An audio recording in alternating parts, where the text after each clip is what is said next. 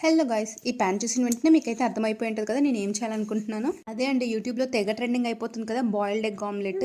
సరేలే, ఈజీగా ఉంది కదా, మనం ఎందుకు ట్రై చేయకూడదు అని నేనైతే ఈరోజు ట్రై చేసేసాను. రిజల్ట్ అయితే మామూలుగా రాలేదు. నా ఫైనల్ అవుట్పుట్ చూసి మీరైతే షాక్ అయిపోతారు.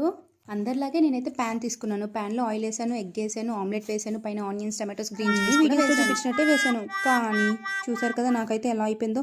బీట్ చేసి వేసిన ఎగ్ అయితే మొత్తం అంతా పొంగిపోయి స్టవ్ అంతా గలీజ్గా అయిపోయింది. ఇక్కడ చూడ్డానికేమో ఎంతో బాగుంది కదా. వీడియో చూసినప్పుడల్లా నేను అనుకున్నాను, ఎందుకు అందరూ ఆమ్లెట్ తిప్పడానికి ఇంత కష్టపడుతున్నారు, చాలా సింపుల్ కదా అని అనుకున్నాను. ట్రై చేసే వరకు నాకు తెలీదు ఇది ఇంత కష్టమా అని అనిపించింది ఫ్లిప్ చేయడానికి.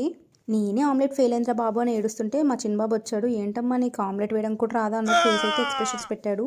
అదేంటో నాకు అర్థం కాంది, ప్యాన్కి ఆమ్లెట్ అయితే అంటుకోలేదు, కానీ ఆమ్లెట్ అయితే మాడిపోయింది. అవును, ఇంతకీ మీరు ఈ trending boiled egg omelette try చేశారా? ట్రై చేస్తే మీకు ఎలా వచ్చింది? నాకైతే అట్టర్ ఫ్లాప్ అయిపోయింది. నేను చేసిన మిస్టేక్ ఏంటో మీకు తెలిస్తే కింద కామెంట్ చేసేయండి.